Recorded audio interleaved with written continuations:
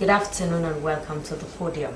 Our quote for today comes from John F. Kennedy, the 35th U.S. President, and it says, "The rights of every man are diminished when the rights of one man are threatened." We shall be talking to the government on the commencement of the commissions of inquiry. First cleaning for 2019 to take place tomorrow. Tandem's festival comes to an end, and Solomon Hospitality Group family to support children in Sierra Leone. Well, all these and more coming up in this edition of the podium, which you can be part of by sending your messages to 088-373-504. The number is 088-373-504. This is the podium. My name is Daphne Zainab.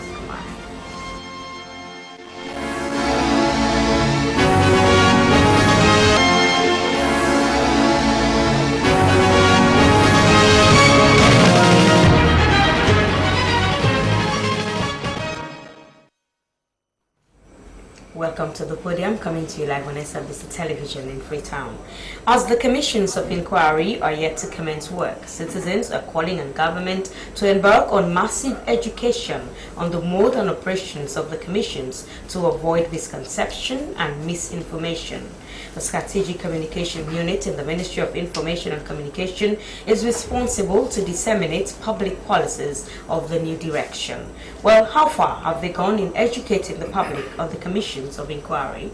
I have in the studios Imran Silla, a member of the Strategic Communications Unit, Ministry of Information and Communications. Good afternoon, Imran. Good afternoon. Thank you. How far have you gone in sensitizing the people? I think we have come a long way. I mean, since His Excellency the President made the pronouncement that there was going to be a commission of inquiry to basically, look at what happened in the past 10 years. We have been out and about, right, trying to make sure we create the necessary awareness. So, for example, when the three instruments were laid in Parliament, right, we were actively around, also making people understand what was laid before Parliament, and when Parliament did approve it, we also used it as an opportunity to create further awareness. So we are at, the tail end or the beginning of the commissions itself, and therefore that means we have added responsibility. So it's not only about, us who live in urban areas, because we can easily access radios and TVs, it's also about those who live in rural areas and very deep rural areas. So how do we reach out to them?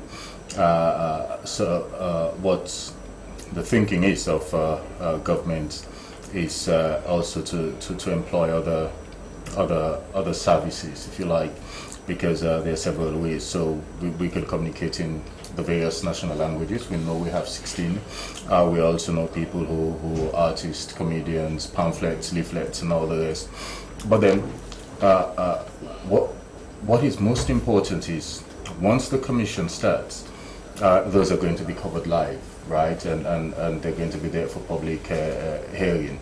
So we expect to have a system in place where every radio and TV station would be able to tune in, right, on a daily basis, so that people have live feed, live information as they come, as to what happens on a daily basis, who's been called forward, what are the issues, until the commission gets its findings and get the conclusions from all the investigation. So yes, it's part of what we have to do, and I'm just coming from the office.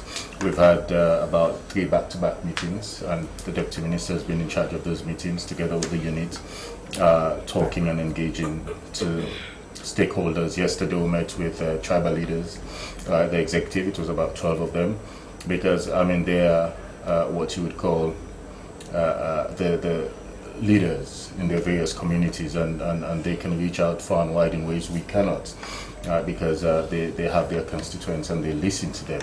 So we engaged them yesterday. The meeting was very positive. I'm sure you heard about it. And they in turn have suggested other ways to help to spread the message and let people be calm. Despite all the negativity you get from time to time from those who think, oh well, it's witch hunt, it's been selective, it's focused on a particular region and a particular tribe. We want people to know that government is going to do this fair, and nobody is presumed to be guilty until there's enough evidence to suggest otherwise, and everybody should go about their normal business. I mean, it is about this government's desire, His Excellency the President's quest, to make sure that we deal with this aspect of impunity and deal with what we believe was widespread corruption in the previous administration. So it's not targeting any political party, it's not targeting any individual. It has no respect for religion, because that's not the essence of the instrument that were laid before Parliament. So we're investigating corruption and allegations of corruption. So wherever that information or that evidence leads to, those individuals will be brought to be part of the commission and help with the investigation. And now, in yesterday's encounter with the religious leaders, you spoke about them making input as to how to disseminate this education outreach. Let's talk about their contributions. Well, it was very positive. I mean, and what struck me most was the fact that they appreciated the fact that we had called them to have a discussion, and they're saying, look, we are part of government in a way, because whatever government intends to do, right, we have our people who listen to us. We're tribal leaders, and so we're able to pass on the message as long as it is in the interest of the country and the people of this country. So they committed themselves, but they also brought forward certain suggestions that we didn't think about or weren't thinking about at the time, which were very beautiful. And so we've noted those down. We have said to them, look, we'll continue to engage and make sure you have the necessary avenues, facilitation, if you like, so that you're able to reach out to your people and let them understand exactly what government is up to with regard to the Commission of Inquiry, particularly, and let them understand exactly what the desire is. Because, look, for everything and anything that has happened in the past where people feel deprived, I mean, if you look at all the indices, right, with regards to, I mean, infant mortality, maternal mortality, it comes down to corruption. So let them understand that, and let them understand that this government is doing what it is doing in the best interest of 7 million people to make sure that we deal with the aspect of impunity, corruption, but that we also improve the lives of 7 million people, and which they are very much central to.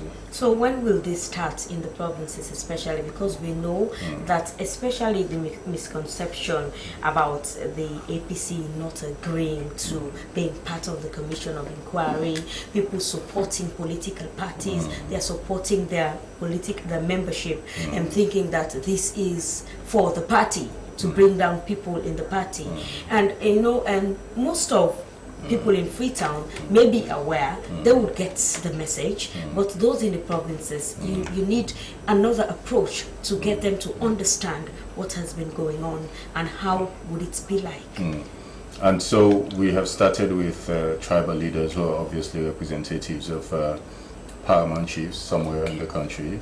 So the next step has to be, sensibly enough, right, to reach out to paramount chiefs and make sure we get them together and let them understand the essence of what government is doing in relation to the Commission of Inquiry, but then also task them with the responsibility for them to reach out to their chiefdom people, I mean their constituents, and let them also understand what is going to happen in the next week or two, so that people are in tune.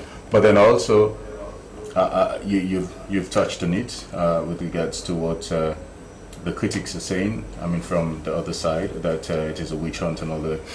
We also have a responsibility as a government, and this government is a very responsible government, to allay the fears of, I mean, the general populace, that it has nothing to do with witch hunt.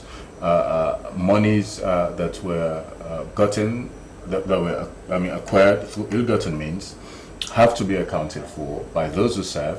And what we intend to do is to infuse another necessary element in our democratic discourse, which is, we're all in public service. Even for me sitting here, I expect to be able to give an account of my stewardship at the end of my service.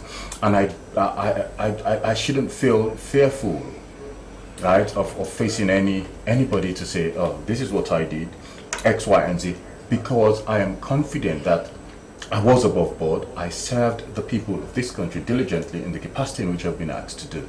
So that's a new element, and we have a responsibility to communicate, right, to the citizens of this country so that they understand and that they're in sync with what government thinking is. So yes, we shall be going further and deeper into rural areas, as I have said, but then also into deep rural areas. I mean, we're going to be using community people, community leaders, paramount chiefs, chiefdom speakers, wherever and whoever can be of help and assistance to be able to get government's message across. We would not relent in making sure that happens. So let's talk about the venue. Yesterday we saw the Minister of Justice inspecting the special court because the renovations are ongoing.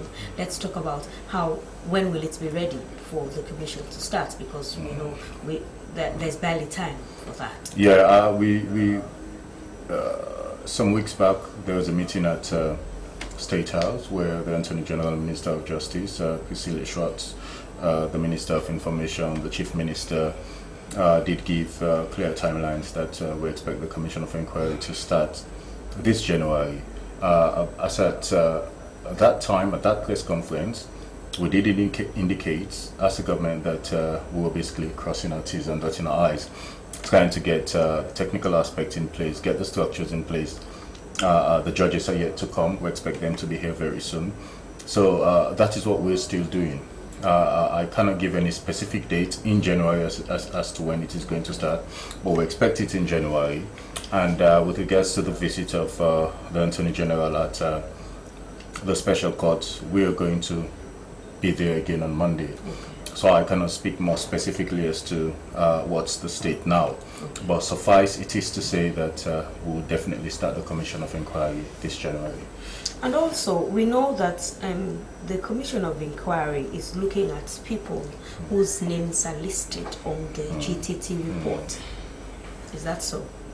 Well, not necessarily people whose names have been listed in the GTT report. Or past government officials. From Not 2007 necessarily. to 2010. I mean, the scope is from 2007 to 2018. Okay, 2018. What that also means is the fact that if the investigation leads to anybody whose name is not on the GTT report, then that individual will be called. I mean, I have heard very often by the other side that we need to include permanent secretaries, and you had other people who served that they are claiming should be brought to account.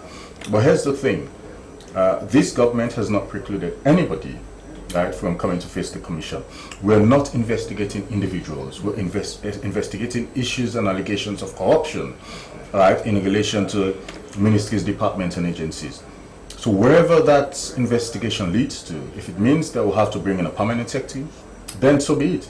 If it means we have to bring in a procurement officer, we would surely do so. If it means we have to bring in a finance officer in a particular ministry to come and help with the investigation, we would do that as well. So it does not preclude anybody, it doesn't shut the door on anybody.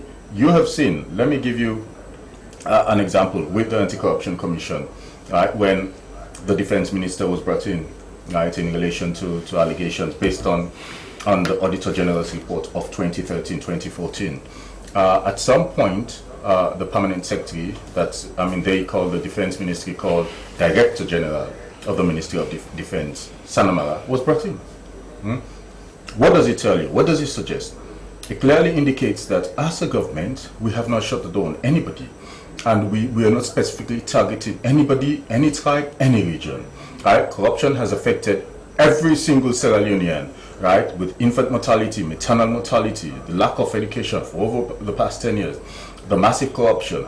So, I mean, it's pointless to look at a particular tribe and a particular region because people don't do it for tribal or regional reasons, right? Corruption is being done to satisfy your family, right, and your immediate friends, those around you, and your very self. So, wherever that investigation leads, if it means permanent secretaries, procurement officers, finance officers, and whoever that would be of help and assistance to the Commission of Inquiry, those individuals would definitely be brought in. Imran, the reason why I asked that question is because we know the Anti-Corruption Commission has the mandate also to deal with corruption-related offences, to prosecute, investigate, and all of this.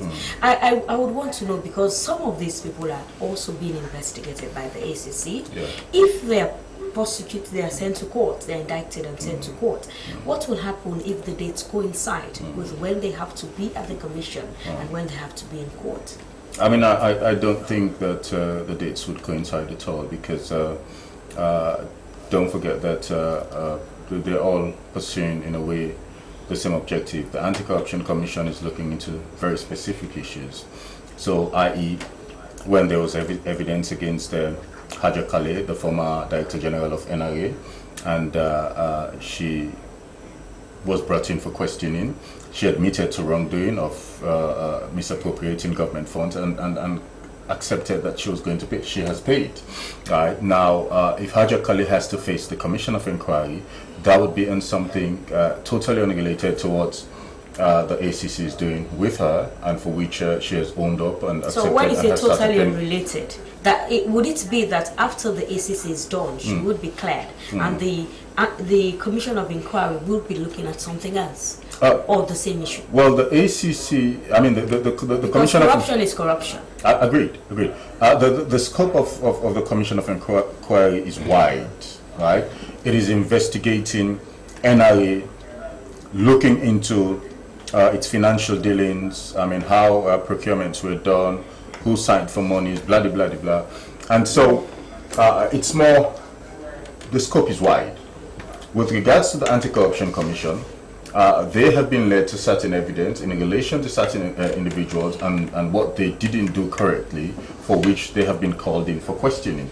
Like in the case of Paolo Conte, the Auditor General's report of 2014 clearly indicates that $15.7 million was given for the procurement of arms and ammunition. So will all those reports not come into play in the Commission of Inquiry? Well, not necessarily.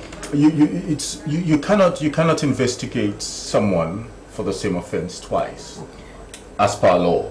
So the Anti-Corruption Commission is looking into something specific. The Commission of Inquiry would be looking at something completely different, right, on a broader scale, right? And so if those individuals are being asked to come in again to help with that investigation, they will definitely be brought in. But be rest assured, it's not going to be on the same issue as the Anti-Corruption Commission is doing correctly. Thank you very much, Imran Sila, a member of the Strategic Communications Unit, Ministry of Information and Communications. Well, for another issue this afternoon, the first National Cleaning Exercise for 2019 will take place tomorrow from 6 a.m. to 12 midday. The challenge has been the collection and destruction of the piles of garbage from communities. Government has been disbursing billions of loans to the various city and district councils for onward disbursement toward committees. Well, to get an idea of preparations for tomorrow's cleaning, I have in the studios Hassan J. Kamara, a member of the Planning Committee. Good afternoon, welcome to the podium. Yeah, thank you very much, and good afternoon, viewers. Now, it's 2019, the first cleaning Saturday is tomorrow. Let's talk about plans for tomorrow. Yeah, of course, in terms of planning, we are still using the old plan. Perhaps the only changes we may have this time around is to actually see the commitment of people, the citizens of Freetown, like coming now, Hassan, when you say robust... the old plan, we know that the old plan was not effective, especially in the area of garbage collection. Yeah, like I told you, yes, we had some challenges in that area, but like I told you, we are coming to fix it in this 2019, because before we coming into the New Year's, we had a meeting as strategic committee members of the National Cleaning Exercise, and we have put modalities in place, and we hope by the end of this cleaning tomorrow, in subsequent times, we'll have been able to settle some of the challenges in terms of collecting garbages in the street. That one definitely is going to be successful this time around. And then also, before I further my discussion here for tomorrow's cleaning, I just want to extend my gratitude to Freetonians, especially those within the municipality, for having cooperated with us during the last cleaning. And we hope this time around the cooperation will become more robust than the one we had in 2018. So for the cleaning exercise tomorrow, and this is a means of communication to the people that tomorrow is going to be the first cleaning for 2019. And this came to us, even us as CSOs, it came to us as a surprise, because we were thinking that the cleaning was going to end in 2018. But because of this government is serious, through the Ministry of Local Government, with the help of the Freetown City Council, they have reorganized again and said, guys, we need to move on with this cleaning. And that one is very, very key. You know, cleanliness, as I used to say, is next to godliness. When you clean your home, you become healthier, or you become healthy. So for me, as a member of the consortium, and also on behalf of the consortium, we want to say a very big thank you to this government, because we were not expecting if the cleaning was going to continue. But thankfully, we were informed just day before yesterday that, guys, hey, the cleaning is going to continue again this 2019. So we are happy. And then also coupled with the press release we received recently from the Freetown City Council under the leadership of our worship, Madam Yvonne Akinsoya, we are also pleased and want to help propagate that press release. We are stating the rules of engagement that is going to take place in this 2019 in terms of cleaning exercise. So we are happy for Freetown City Council, and we'll continue to give them our support. Now let's review 2018. The cleaning exercise. Yeah, it was successful, like I said, even though there were challenges. Let's talk about the challenges that you would not take over to. Yeah, maybe one or two challenges I will profile here this afternoon, and we don't want it to repeat again, is the issue of people taking the cleaning exercise as I don't know how to put it, because Sierra Leoneans are in the habit of, neglecting things that are of seriousness. You will see when we say today is cleaning day, you see people, moving around the street of Freetown without doing anything.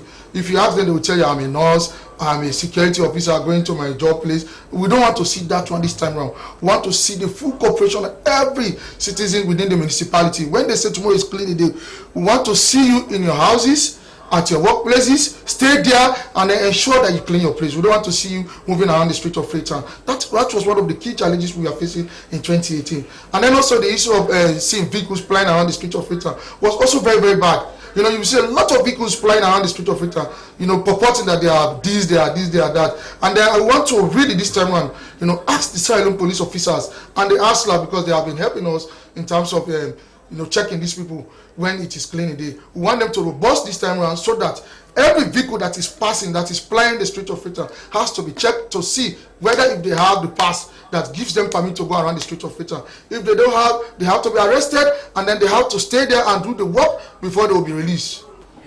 So these are some of the key challenges we faced in 2018. And then the issue of the garbage collection, that was also very, very key for us. We only have 2 dumping sites at that time.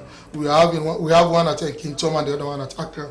We are trying, as I tell you, as a committee, we are trying to see how we can have another dumping site in this 2019 so that we can ease the congestion for these 2 places. So this 2019, let's talk about what you will be bringing aboard to improve on that. It is going to be a robust monitoring mechanism.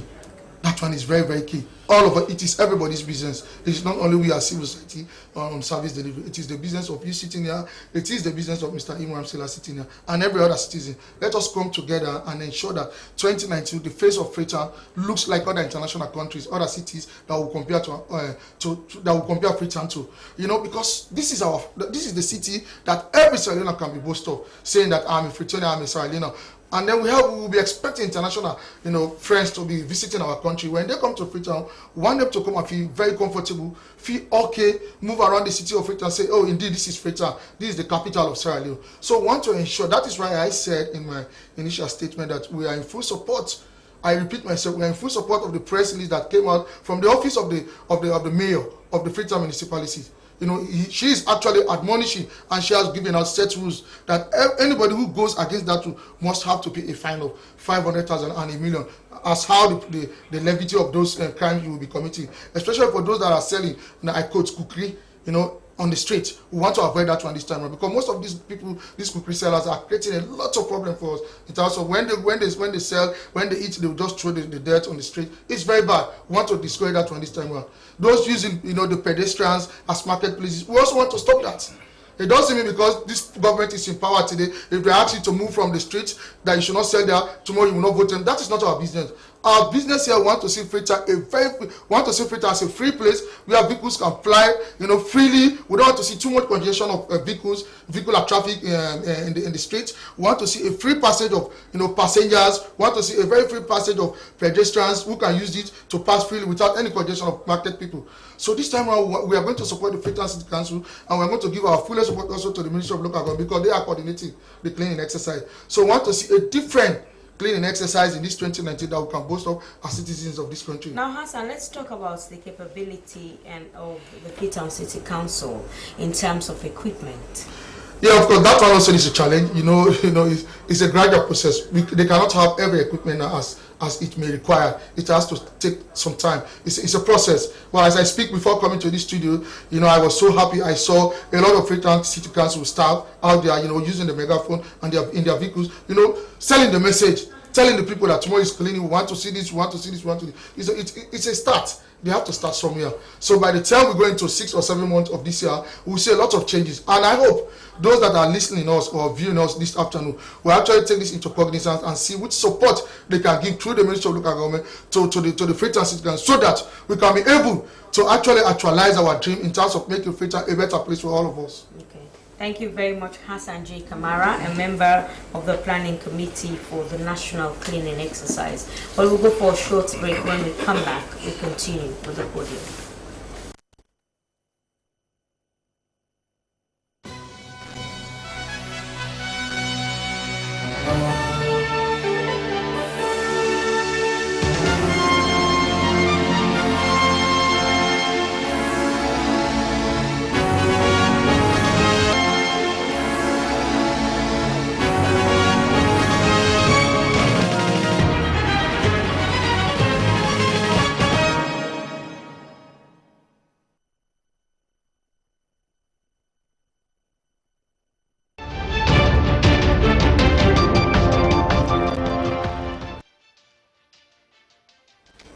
This is the podium coming to you live on SABC Television in Freetown.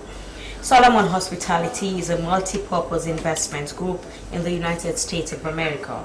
This group is interested in helping needy children in Sierra Leone. They're interested in education, agriculture, entertainment, and ICT. 2 of the chief executives of the group are to visit Sierra Leone shortly. While their visit is being facilitated by Mac Investment, and the chief executive officer is Emmanuel McCray. Welcome to the podium. Thank you so much. Thank you for having me. What's is Solomon Hospitality all about? Solomon Hospitality Group, they're a group based in California. I met these guys in Washington, D.C. for the Africa Trade and Investment Summit. I engaged them about Sierra Leone and some of the investments that we are seeking, here in this country. And, this has been, months, of engagement. So, finally they have agreed to come to Sierra Leone and look at different sectors, to invest in. Now you said you engaged them. What did you tell them about Sierra Leone that they found interesting to come back and help? Well, so with the new government coming in, His Excellency President George Montevideo, I remember months back he was seeking for investors to come into the country. So I took that opportunity to go to this event, and I engaged different partners. As a matter of fact, Solomon Hospitality Group is one of the partners that are coming, and they're looking to do some stuff with agriculture, ICT, with Solomon Hospitality Group. The chairman of GBMS, it's a company based in the United Kingdom. They have branches in the United States and all over the world. And also, they're coming into the country to look at the ICT sector, the internet systems, agriculture. Coming in to do some mass investments in the agriculture sector. Also, in the entertainment industry, and also fishing, quite a lot of different things, that I engaged them in. So they're very excited. As a matter of fact, they'll be, in the country tomorrow. And now you are here, and you've invited these people. What have been your contribution to this country? Because you have an investment, I see Mac Investment. Yeah. What's that all about? Well, so I am the nephew of the late Kasho McCray. He was a very prominent guy, in this country. So I've been in the States for years, but since I left Sierra Leone and just living in the States, I've always been yearning to come back and do something for my country, I love this country. This is where I was born. I'm very passionate about this country. So, anything good that I can, bring, is what I seek to do. And so, like I said, I engaged them, about quite a, a lot of the investments that we need, especially like in the agriculture sector, in the water,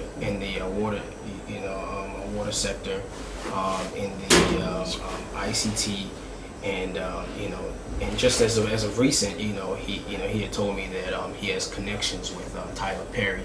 Tyler Perry is a big movie producer, in the States, and so what they want to do is, initially is to, have a movie night at the beach, for kids.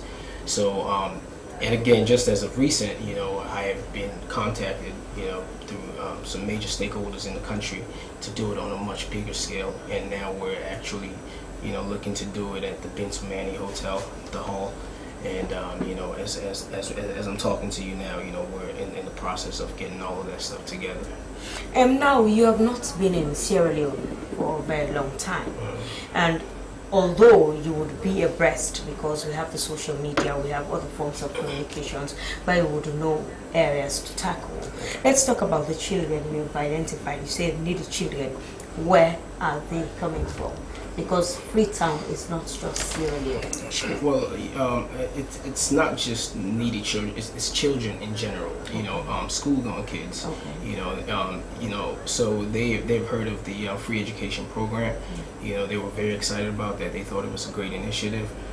So they wanted to target that area also. So when you say target that area, what would they be doing in the area of education? As of now, we have a partnership letter from a university in the United States that wants to partner with the Ministry of Education to help students go study in the United States in different areas.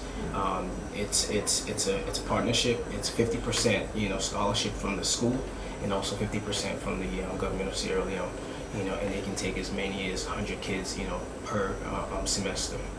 And now we know it's a trip to study abroad, but sometimes people face difficulties when the initial arrangements would seem rosy, but when you go over there, you'll be facing certain difficulties. And some of these people don't continue; they engage in other activities that is not what they set out to do. So, how would you ensure that with this type of scholarship, you will keep them in check? They will be in school and do school work, not other activities. Yeah. So I mean, that would come into play with the school and myself and also the U.S. government. Well, for every kid that goes, for every student that goes study in the United States, they go on an F1 visa, which is a student-based visa. So with that, they can't get any work outside of school. They've got to be just focused on school, and the school has room and board that they can stay in. So I mean, our goal is to monitor and make sure that every student that goes to study in the United States just focuses on. So how far have you gone in discussing this with the government? Because 50% to pay, and we know overseas education, the fees are not like ours. Yeah. It's expensive. So how far have you gone with the government to see that they will keep to that 50%, the bargaining? Well, I mean, I've been in the country for going on 2 months, and since I got here, since I've been here, I've been engaging different ministries. I met with the Ministry of Education, and I introduced this program. They thought it was a great idea. What the people need was, is an invitation to come in. Again, Sierra Leone is, is a country. If you don't have any connections, it's quite, difficult.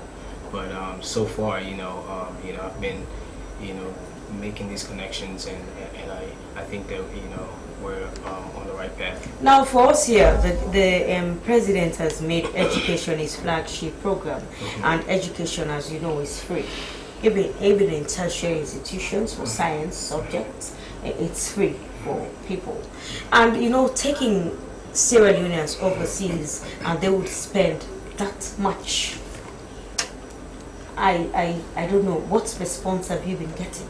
they would spend that much time. You know, that the money. That's what, because you know, the government is trying to cut down on the spending because of what they say they inherited. So that would be, you know, talks with the school and the government. They would have to come. So why don't you make it 100% if you want to help?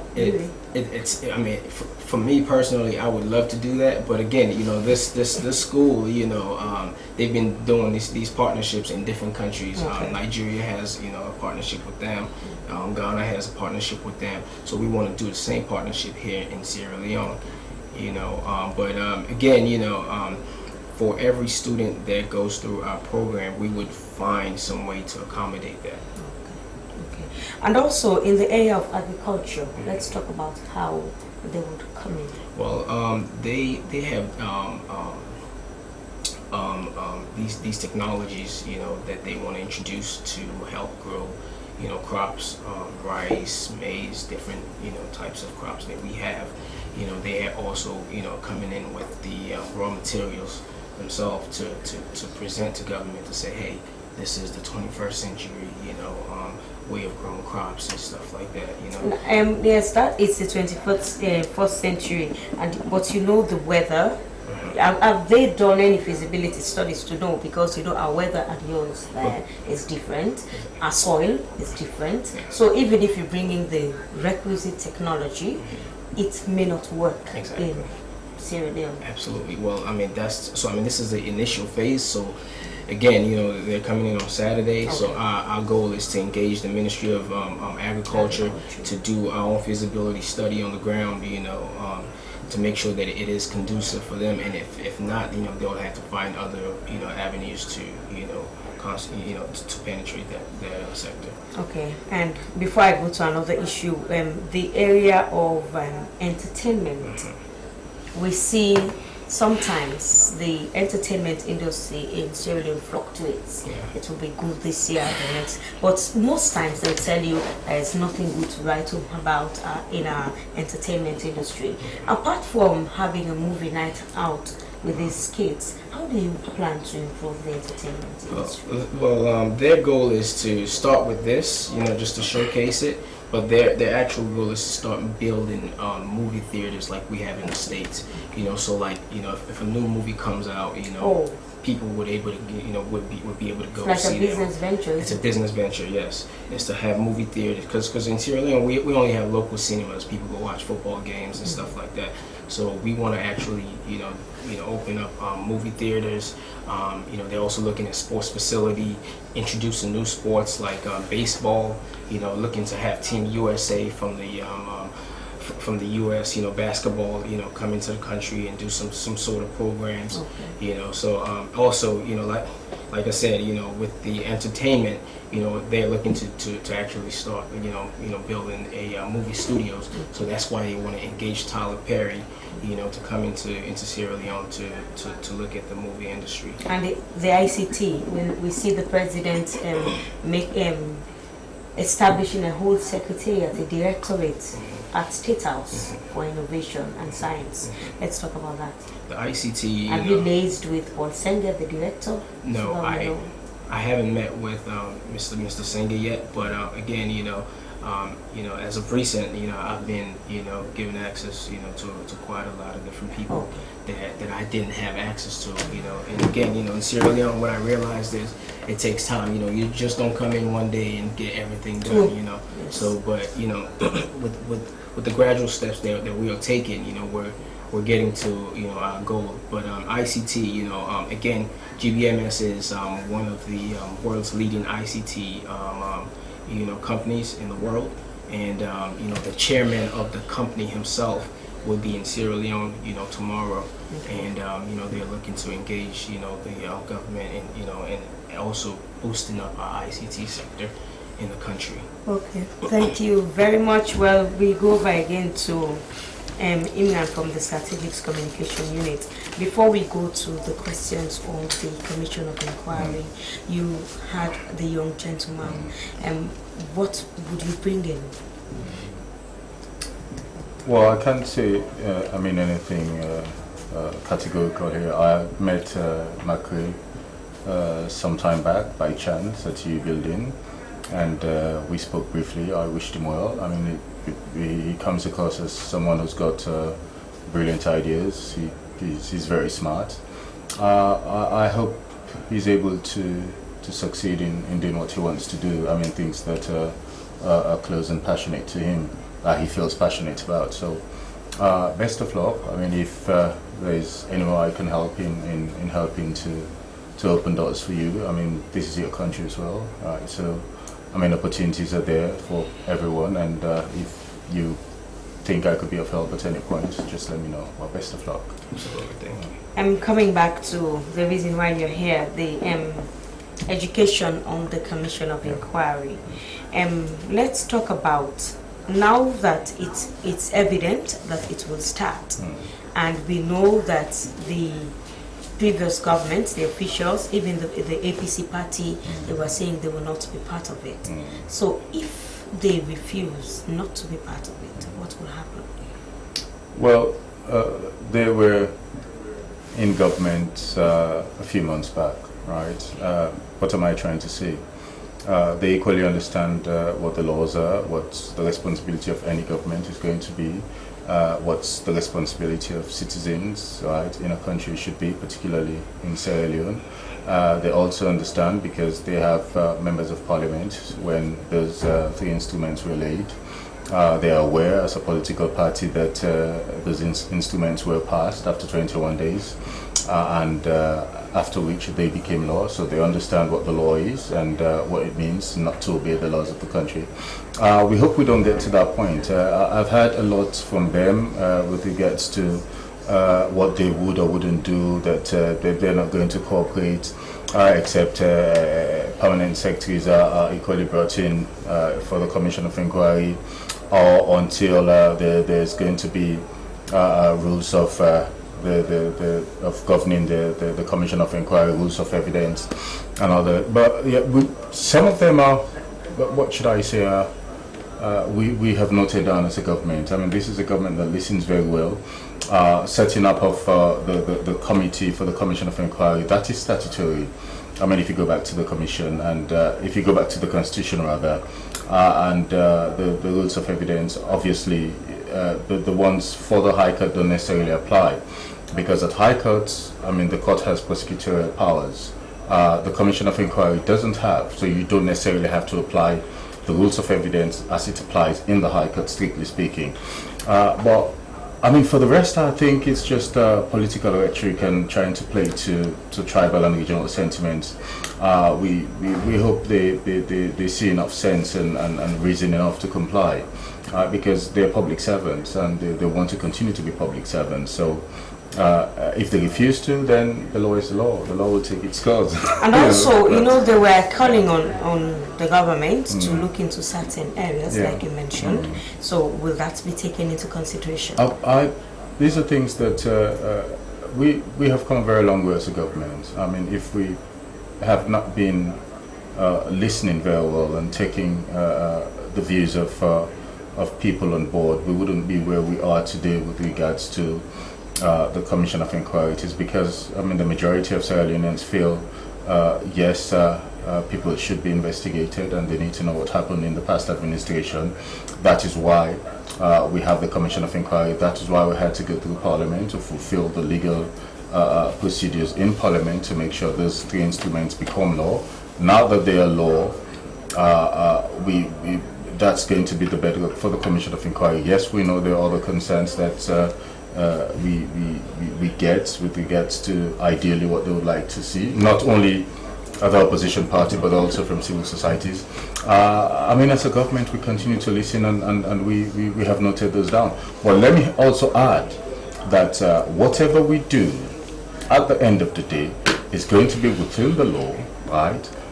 Lawful and legal, right? And in the best interest of the people of this country, right? So those would be our guiding thoughts as we go into the Commission of Inquiry proper, which hopefully would happen definitely this January. Okay, thank you very much, Iman. And to you, Hassan, about the cleaning, people were saying that the monies government is disbursing is too much and not much is being done? Definitely, I will not comment on that because I know the money government is spending on this clinic is of purpose, is of use. So I cannot sit here and then say it is not making. And some youths also were refusing to participate because they say it's only quarters that get some of these monies or these inspiration, like they say. They don't. So that's why they just clean their compound and forget about the streets. Definitely, you must expect that one, Zainab. Like I said, that is not within our purview as a civil society activist. We are only there to actually see the monitor, to ensure that the monetary aspect of the clinic is ensured. So that is the primary responsibility of the coordinators within the various zones in Freetown. We are not actually responsible for that. What we are saying here, we want to see the cooperation of everybody. It doesn't only mean because government is giving money, that will only be the time for us to come outside and clean. It is our primary responsibility as a citizen to clean but some the environment. Say it's because others are benefiting and they are not. That is what I'm saying. So if it's a national duty, we should not be paying. Yeah, but you must know that there is a quota being provided to give people, few people, not everybody within the world or the community. It's just for few people. And the coordinators that are being appointed to man those communities or those wards are responsible to choose their people, those that they believe they can work with them. That is not the responsibility of us as civil society. What we want to ensure is the cleaning to go on successfully, and that is what we are doing. But however, we engage them also at that managerial level to see how best they can manage that situation, because it is coming, like an issue of alarming to everybody. So we have to step in and then see how best we can harmonize the situation so that it will not repeat itself in this 2019. But what I am saying here, and that one is particular, is that we want to see everybody to participate. Freetown is meant for everybody. It's not just based on political party. It's not meant for the Mendes or the Creoles or the Limbas. It is for every Salina aspirant. But I was saying, having that, zeal, the love for this country. You being Israeli, you should have the country at heart. You should not put politics or other things, ahead of the country. Israel is bigger than every one of us sitting here. Let me just throw light to what you asked Mr. Imran Sila on the commissions of inquiry. I am not here for that purpose, but I want to state here categorically. No, Hassan, stick to it is my business. I have another question for you. Okay, however, on the cleaning exercise. All right, no problem. Classify the people. But as a civil society, looking at service delivery, I think it's my concern. No, you will come on another. All right, no problem. Classify the people that should be out tomorrow. Only those that will be given accreditations. So who gives the accreditation? The Ministry of Local Government. So what about those who cannot get and they are emergency staff? I believe they can go to local government. They can give them. You must give reason. We have still 3 or 4 hours before the day ends. They still have that time to go to the Ministry of Local Government and seek and look for and ask for accreditations so that they will be permitted to go around the street tomorrow. We know of emergency issues, so we are. So if they don't have an emergency, that is what I'm saying. We know of emergency issues. When we see them in the street tomorrow, we allow them to pass. So who would be out providing security? And the Sierra Leone police and the ASLAB, they are in charge of providing security. Because you are saying we know, so no, we are monitoring them. No, we are not arresting, but we are monitoring the entire exercise. Okay. Even the police, we are monitoring them. Even the ASLAB, we are monitoring them. So we are saying that they are charged with the responsibility to actually arrest people that are not supposed to be on the street. We recommend to them, as a civil society, if I see you walking around the street of Freetown and I think you are not supposed to be there, you don't have an accreditation, we will ask the police or the ASLAB to arrest you. Okay. Thank you very much. Yeah. And to you again, Emmanuel. How soon would we see all of this? Because what you've already stated sounds so interesting, and it would sound like a dream to Sierra Leoneans. But let's see how soon. How soon we see the establishment of any of these projects you've mentioned. Well, again, for example, with the movie night. Our goal is to have it by next week, Friday. As I'm speaking to you now, I'm working with a team, of about 4 guys. Alassane Gassim, Crispin Edwards, and Mohamed Koroma, and a few other guys, that I'm working with. But again, so we are actually putting things in place now to have this movie night by next Friday at the Bintumani So, Hotel. is it free? It's gonna be free, yes. So, what type of movies? It's gonna be we're gonna be showing Black Panther, the Black Panther movie. Okay, that would be Yes. interesting. That's just for the movie. Okay. With the other sectors like the agriculture, again, you know, the guys are coming into town tomorrow, and you know, our goal is to have, you know, meetings with all of these heads of ministries, you know, and also with the president himself. So, will these executives be meeting with the public to tell them about what they're here to do? Yes, I mean, we can also have them on TV, you know, to you know, do some broadcasts, and you guys can actually engage them on some, you know, some questions about what they are, you know, here to do. Okay, and finally, what's your hope for this country? My hope is to see this country, you know, develop, you know, like the way, you know, the United States or, you know, other, you know, wealthy nations, you know, are as developed. So I want to see my country. You know, I want to see diasporans in the United States, you know, all over the world, actually come back home and actually develop and have the same passion as me, seek investors, you know, to come to the country and develop our land. Okay, thank you very much. And finally to you, Mingman, the Commission of Inquiry. What else people need to know?